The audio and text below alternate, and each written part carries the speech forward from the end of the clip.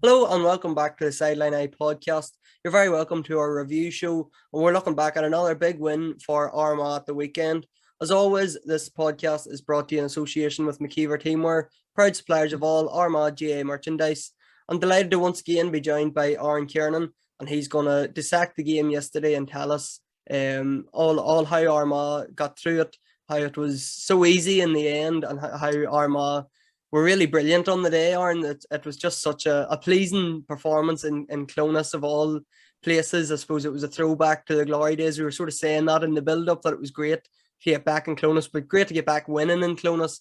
And such a game to probably, we spoke last week about it, was Kieran McGeeney's best performance, the best performance under Kieran McGeeney, and this one probably just tops it. It does. Jesus, as Mondays go, it's a long time since we've been bouncing the way we have in the county this past 2 Mondays. Can't get a drop of work done anywhere because all everyone wants to do is talk football, which is brilliant. So this is, I suppose, if you go back, but this is the depressing bit from Ballybuffet, where we thought, it was going to happen then, and you thought the season was over. And then, like we said last week, in fairness to players and management, to be able to turn things around and come back and perform the way we know they can. The brand of football, the intensity that they're playing with, it just gets everybody behind it. The supporters are just so engrossed in the whole thing now, and it makes everyone feel like you're in it now, which is brilliant. But yesterday, I would say, in terms of, well, Tyrone come back at us last week. Yesterday, Donegal put us under serious pressure. I was sitting at the game with a good friend of mine, and we were sitting obviously after the dream start with the goal. We were just looking, and we were wondering how we were going to stop them, because they just, in fairness to Donegal, like, we probably were critical of them last week, and I don't think there's anything wrong with being critical of them because of the style they've played for a number of years. But you would have to say, for the first 20 minutes, the football they played was outstanding. In terms of the pace that they were breaking at, the options that they had, the angles that they were running up front, the direct ball, the ball in front. They really mixed up their game, and looked like a team, looked like the team that they probably should be this past few years. But then that's the most, while we racked up a super score, and some of the individual performances and that there, for me, the biggest and most pleasing thing that I took out of the game yesterday was how we reacted to Donegal whenever they were really turning the screw on us. And let's be brutally honest, it's a long time since we've been able to turn games like that live, whenever it was happening straight in front of our faces. Games have ran away from us. Just think of the Donegal game in Breffni 2 years ago. They got us penned in where they kept taking marks, pressing our kickouts, and in the space of 10 minutes, the game was completely over. And for me, that is just the biggest thing to take from yesterday, was how the boys on the field, under severe pressure, were able to turn the whole tide completely, and go from, a game that looked like it was running away from us to a game that we nearly had put to bed by half time. It was that impressive. So that was just, it was class. It was absolutely brilliant to see the ferocity that they played at and how they turned the game themselves. What is that, Aaron? Is that belief, or is that being together so long and sticking to the system, or what? How did Armagh get? Because I remember that Breffni Park game that you're talking about, and everybody listening in remember that game, that it literally was a 10-minute spell and the game was over. Donegal got a goal and a couple of points, and that was it. But yesterday, I think they were 9 points to 1-2 up at one stage. And as you say, it really looked like you were worried at that stage. But is it just belief in the system? Is it belief in Kieran McGeeney? Is it because the team has been together so long? What is it that, Armagh can turn that round now? To me, that's self-belief in themselves. That obviously comes from management, in terms of how they're organised. But it was... it's something within the players themselves where they're just not going to take the norm anymore. They're sick of it. It's just a case of, we have to turn this around. And to be fair, it was a huge collective in terms of everybody stepped up, different things, Murnan going and winning a kick out, Jason Duffy winning an important kick out. Rian kicking 4 scores in a row, Rory kicking a good one from underneath Jerry Arthurs. It just was stuff everywhere. Morgie was starting to get a hand in. We were, stopping their runners, stopping the pace they were coming at. So it's just to me, it's something that's just within the players themselves where enough's enough. There's too many times there's been false dawns, there's careers passing some lads by in terms of, you have a core group of boys there maybe who would have been in around that minor team from 09, and they're just saying, this is their time and forget about what's going on in the past. And you have to be well set up now, in fairness, and we are well set up, but it just was all over the field, boys just going, winning their own battles, and then whenever their job was done, who can I help next? And that was in terms of defending. Can I double up on someone? Can I come back in to slow the play and help someone else out here? But then also it was attacking. It was like, it wasn't passing the ball up the field. Like, it's all right being direct, but if you're going to be direct, then you need runners, you need options coming off the shoulder. And again, we had that. So it was in all aspects of the game that at that stage, it was just, you literally couldn't ask for any more. It was everything that you would want in a group of players and a bit more. And Aaron, we'll have to talk about the first goal, obviously. I think somebody I seen on Twitter, maybe it was the second fastest goal of all time. I'm not sure what the first one was, but 10 seconds anyway. We'll talk about the goal itself, the ball in from Rian, but just Creeley's part to play had a big part to play as well. Like, he took the initial hit from Michael Murphy and blocked him hitting Rian, and then hit McGee as well. So while Ben Creeley didn't touch the ball, he had a big part to play in it. Absolutely, yeah. And to be fair, I'd say in terms of like really throw-ups for first and second half just tend to be a free-for-all anyway. So you do pretty much get away with everything. You never see a referee barely calling up for too much. So Ben done really well. He gave Rian the opportunity to come across, fetch and land on the front foot, where he had a wee bit of momentum, even though he ended up being fouled. So it was very important, but it was a signal of intent. I don't know whether it was a goal was talked about, but I definitely think it was, we're going to win the throw up and we're getting it in straight away, because just look at our forward shape. Like, we had 3 boys, looked like they were sort of the width of the big box from the end line coming out, and it was always on the direct one, but like literally it couldn't have been any more perfect.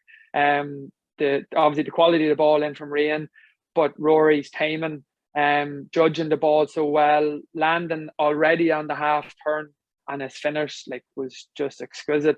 Top right hand corner, keeper hadn't a chance. So in terms of everything you could plan for from a throw up, to be fair, you couldn't execute anything any better. From Ben's role to Rian to Rory, it was out of the top drawer. And yeah, definitely, if you have a playbook of what you want to do from a throw in, I don't think you'll get a better version of it than that. And it probably doesn't be worked on enough, does it? That when the throw-in is in the air, that's the only time you have a defence. Like, there's no sweepers involved, there's no bodies back, you're man-on-man in there. We probably don't see that enough, that, get the ball in, it's one-on-one and see what happens. Yeah, it's I suppose we've probably seen a bit of it against Tyrone at times. You need your shape for it to happen. You have to have the men ahead of the ball. And obviously, in terms of putting Rory in there, Murnan was in there as well.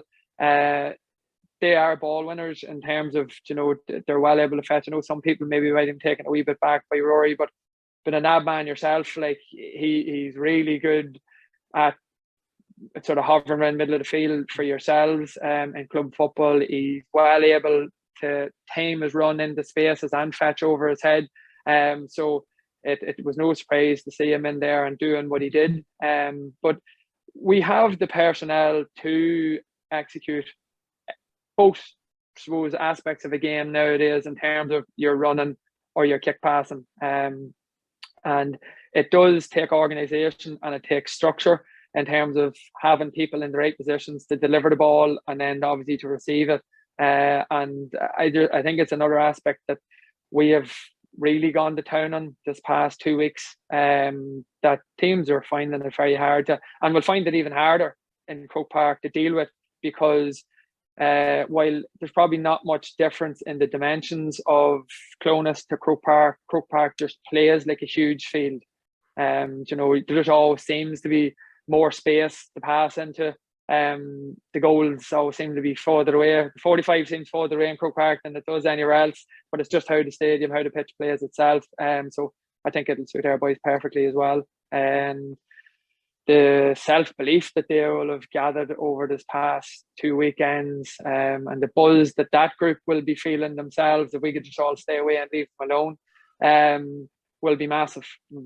I think we'll see even a better version of ourselves heading to Croke Park in 2 weeks' time.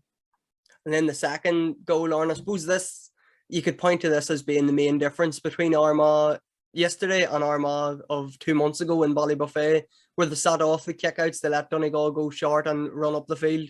Yesterday, for the 2 goal chances, they got one off the short kickouts, they pushed up, and one of them, I think it was the second one maybe, was it McCole fumbled it. So probably not fair to blame Patton, but going short two times in a row once he'd already lost the first one and Armagh should have had a goal. Patton probably made the wrong decision the second time. And funny, we were in the stand and I sort of said, like, he's not going to do that again, and he don't straight away. But the first one, Soupy missed it, was cleared off the line. I think it was Keown Ward blocked it with his foot. Rory was on the far side screaming for it, and Soupy decided to have a go himself. And then the second one, obviously, was the penalty.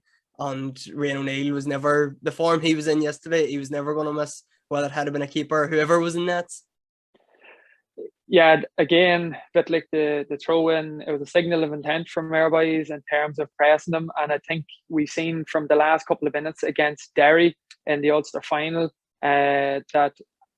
that was a frustrating thing about Ballybuffet is they're not the greatest footballers in the world, the Donegal full back line. And if you want to go short to them, you just seen what happened against Derry. You've seen what happened yesterday. And also you've seen what happened at the start of the second half in Ballybuffet whenever we really pressed. The problem was we just never got anything from any of our turnovers. We butchered everything. But at that stage, again, like we created 2 goal opportunities out of it yesterday. I was very surprised that Patton went short for the second one.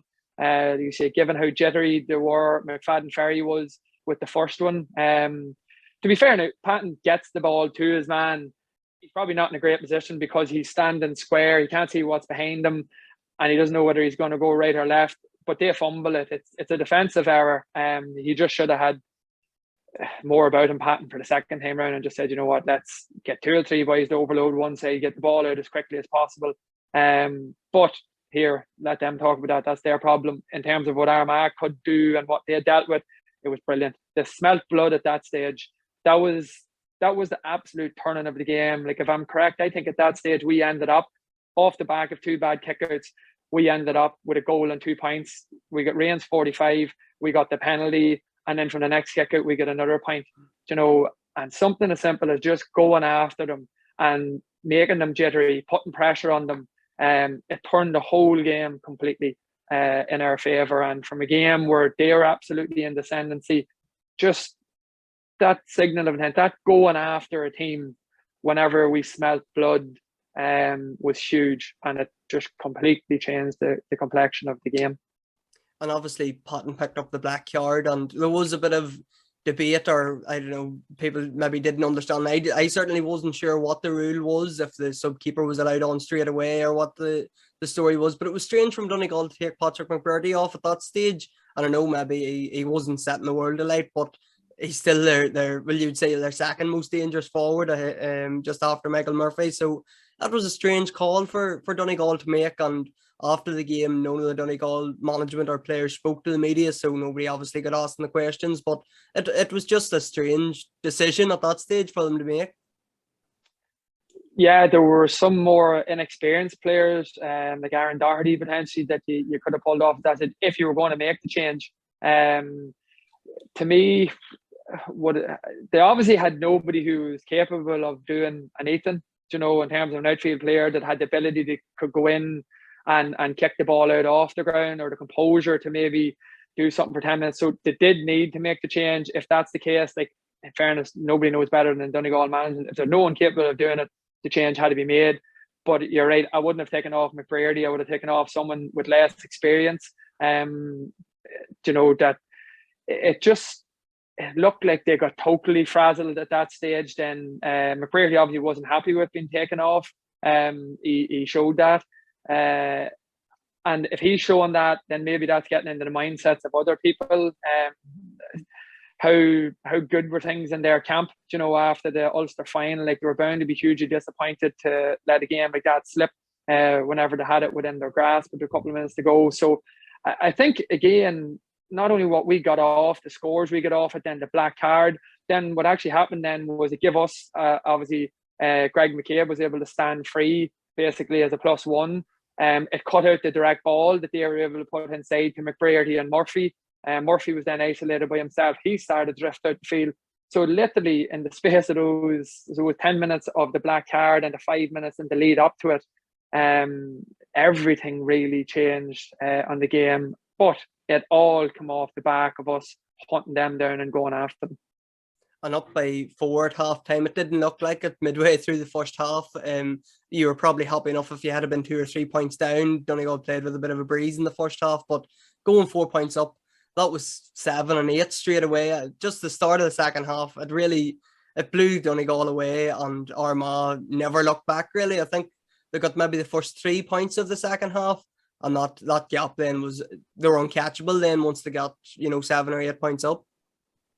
Yeah, simply getting the first score was the biggest thing. It was massive. Like, Donegal had to come out with the first score, press your kick out, potential to get another one. Your 4 point leads down to 2, and it's game on here. Anything can happen. But the fact that we come out and worked a good score, and then after that, it wasn't a case of going hell for leather. I just thought our composure all over the field then, in terms of going from wing to wing and just being patient and not like a sickening patience, like where we were trying to get scores, we were just waiting for the right opportunity. But then they came, like, then the second point come, the third point come, and you said the game was completely out of sight at that stage. We were just playing with a confidence and assurance all over the field, and to be fair, their body language just they were gone. They were completely gone. I know you can't probably read that whenever you're a player on the field, but in terms of what you're sitting looking back at, it just, there was only going to be one winner. And again, it was impressive to see from us that we didn't sit back and try and tie with them, try and see the game out. Whenever the opportunities came, we weren't too shy about going for the jugular and putting them out of sight. I know we had Nugent again going through, could have potentially, I was right behind him and the Pat McGrain at that stage, he could have maybe tapped it over himself, but he was going for broke. He was trying to work another goal to put us out of sight completely. And then Stephen Sheridan, the composure he showed going through and goal, like many of the person might have just put their boot through it, and shut their eyes and hope for the best, but he had the composure to take a bounce, steady himself, show the keeper one way, and then roll it in with his right foot. So that was just another episode of a team playing with extreme confidence and having a ruthless streak about them. Could have fisted both opportunities over the bar, but we were going to finish the game off and finish it off in style, and there's absolutely nothing wrong with that. That shows, obviously it shows the team that's confident and self-assured on the day, but to me it's a ruthless streak. And somewhere down the line, maybe next week, hopefully another fortnight or in 2 weeks time, or hopefully after that, those opportunities will arise whenever it's a 1 point game maybe, and you have to back yourself to go for them. So it's great to see that as well. And we'll definitely give Stephen Sheridan a mention. I think by my records that was his first ever goal in the championship, and it was the icing on the cake really at that stage. It was a game over by the time he got the ball in the net. And I suppose we can talk about, Rian was unbelievable yesterday, on a real coming of age, I suppose, performing like that in the championship, especially against Donegal. We had sort of spoke, me and Aaron Finn last week, that this was going to be a big game for Rian, that, McCole held him scoreless. The first day, obviously, there was the goal that didn't count, but he held him scoreless. Rian come out and he answered. If there was any question marks about him yesterday, he answered them all. What a performance. I think he got 1-7, the penalty, obviously, and then I think he got 5 from play. So that was just, he was fantastic yesterday. Yeah, like I said, the collective to me yesterday was unbelievable. But I'd pull people up on it that was his coming of age. I see some people like do you remember him in Newry last year against Monaghan whenever a game was going away from us, his fetch and his score in that day. And I haven't spoken a whole while to him since the first Donegal game. He sort of felt he had leaving himself, but it was never going to happen 2 days in a row. He was going to go out and show his class yesterday, regardless of who was on him or whether he was in the inside lane or he was in the middle of the field. I thought he was absolutely massive without trying to signal one man out from the collective. I thought at that stage where it looked like the game was starting to run away from us, if I'm correct, like I think he scored 4 points in a row, a couple from play, off right and left foot, the 45. He really sort of carried the game to him at that stage. And his scoring obviously was very important, but to me, it was his hits, his physicality, and the energy he was displaying out around the field. It was then infectious to his teammates. And he did what great leaders do, and he led by his actions, and everyone else followed. So he was unbelievable, and I was delighted for him because I was a bit browned off now some of the snide comments that was being made about being league footballers and not being up there with the top players or the elite. Nonsense. He showed yesterday, he showed last year, he showed many times, and will do for years to come, that he is an elite county footballer. And he's somebody that we're very, very fortunate to have within our county. Somebody that will inspire a generation coming after him, but also by his actions, he'll inspire the boys who he's playing with now, and not by words, because he's quiet. They done well to get the words out of him that they did in RT yesterday. But that's the type of player he is. He'll lead by actions. He'll not do shouting and roaring, thump tables, give him the ball in his hands, and that's whenever he does talking. And just on the collective, Aaron, obviously Donegal went chasing goals then. When they were behind in the second half, they did get a goal chance at the start, and Ethan saved it. I'm not sure if it went over the bar, if it went out for 45, but Ethan saved it anyway. But the defense, he got a point out of it. Yeah, it was a great save actually. Ethan, he saved that one, but he never had another shot to save the whole game. Armagh really stood so strong in the likes of McKay and McCabe, Falker obviously, and Murphy. He was marking Murphy when these high balls were launching in. Then Kieran Higgins come on, he helped. So like the defense was brilliant all day yesterday and breaking out as well. Charlie O coming up, I think he got 3 points in the end. It was everything we would want from a defensive display from Armagh.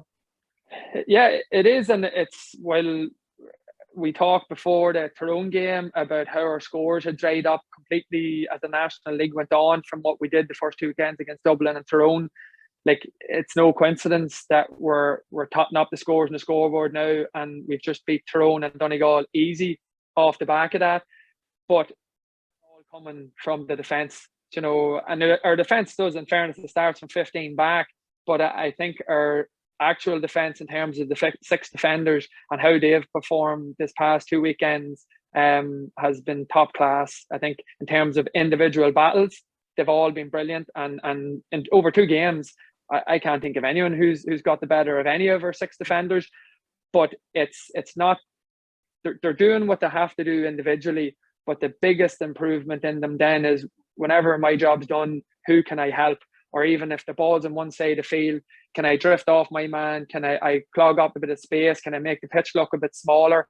And everybody is doing that. Like, they're so focused and tuned in. It's I suppose it's infectious. You know, it's like someone constantly putting the ball over the bar at the other end of the field. If your defenders are constantly getting turnovers, constantly stopping play, you know, constantly breaking out and providing energy, it just spreads throughout the whole team. But Aaron McKay and Greg McCabe again. Now, Greg McCabe obviously was super last week, but Aaron McKay, yes, for me, Jesus, he put his body in the lane so many times. There was one in particular in the Jerry Arthurs in the first half. Like, it was probably 70-30 in Donegal's favour, and he didn't even blink. Not that you wouldn't expect him to, the player that he is. Like, he just went wholehearted in, got the ball, took the hit, and we were gone again. So he was unbelievable. Absolutely anything that went in their direction, particularly whenever they were going Route 1, like, our boys couldn't get at the ball enough. You know, it was nearly a battle to see who was going to get into the contest. We had that many people who was looking to get in there, and I suppose if you compare that to Donegal, and they might have had one man contesting in the air, but they had nobody on the ground looking for it.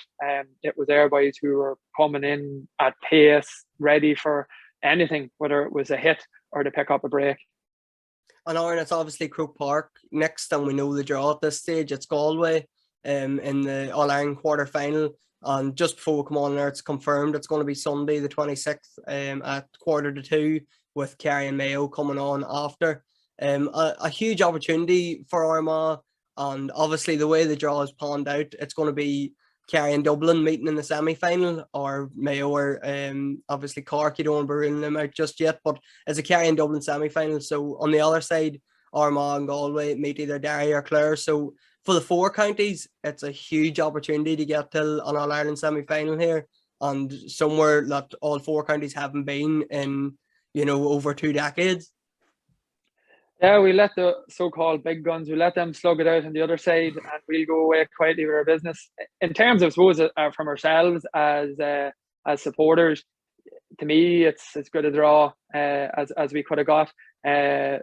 One, Derry was never going to be that entertaining of a game if they'd got them in the quarter final. I do think to get to an All-Ireland final, they'll have to be beaten in a semi-final, because I do see them coming through. But I think what Galway gives us is they'll let us play a bit of ball as well. I think it'll be a good game. Realistically speaking, I think it'll be a 50-50 contest. Like, they'll fancy their chances with us just as much as we will them.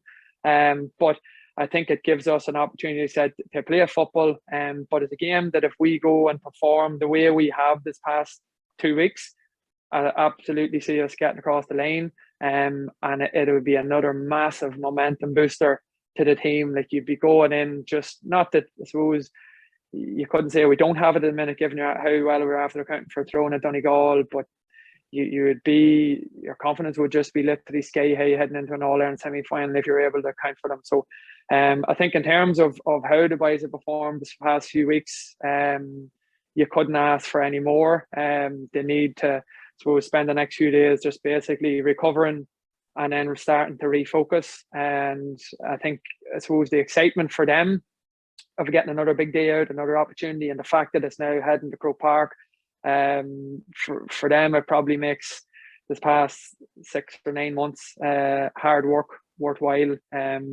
This is why you put yourself through the girls, or why you sacrifice so much in terms of what you get to do with travel or family or work or whatever.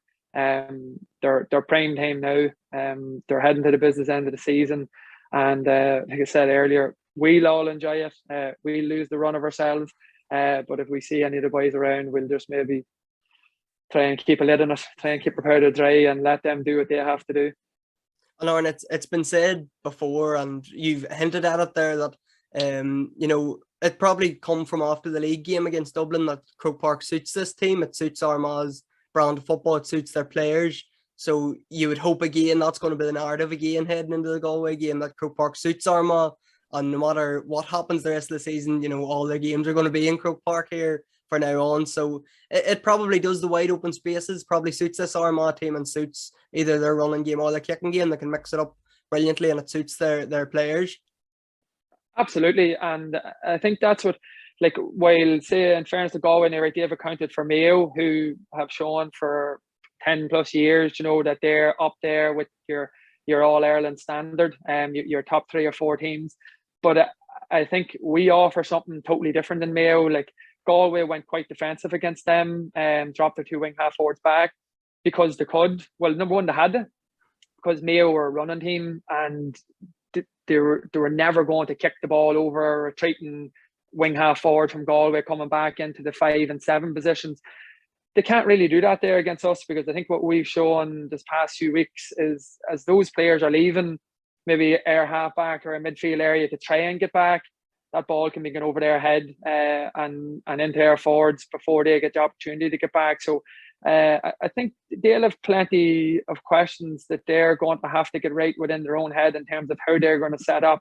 And I think that is the brilliant thing about what we've done again this past 2 weeks, is it's very hard to know what you do with us, like, because if we're on our game like we are and we're playing at the pace with the hunger intensity that we have been doing. So in terms of whoever gets the man marking jobs for us, it's the pressure that's in the ball that's going into their key forwards that needs to be huge. But in terms of then how we play once we have possession, like the running power that we have from all over the field, the ability to take men on in one-on-one contests, and then obviously the passing game that we have with the boot, in terms of having a couple options in the half forward lane and then inside. I think we'll definitely pose Galway a lot of, I suppose, questions. They'll have a lot of problems that they haven't faced. Roscommon didn't perform at all in the Connacht final, and they would have a bit of a kicking game about them. They'd have some dangerous forwards. But I suppose that's the big thing for us, is that we can mix and match our game. We can play what's in front of us, and we're doing it with confidence. So we'll be back, obviously, in 2 weeks' time. We'll be previewing that big game, and it's great to get, we said last week, it's great to get back to Clonus, great to get back to Croke Park for the second time this year. We'll also be back on Thursday, and we'll have our first club show in a while, obviously given a couple of Armagh games we haven't got doing the club stuff. So we'll be back with another guest on Thursday. We'll discuss all the club games coming up this weekend. Aaron, great to have you on, and great to have you on hopefully for now a couple of weeks, obviously depending on results. But everybody is obviously in great form, loving Armagh football at the minute. So make sure to get your tickets good and early, and get overnight stays in Croke Park and whatever else. Get the buses booked and whatever else needs done, and we'll make Croke Park orange and white the same way Clonus was. Aaron, brilliant to have you on, and thanks for giving us your thoughts. Not a problem, Sean. Cheers.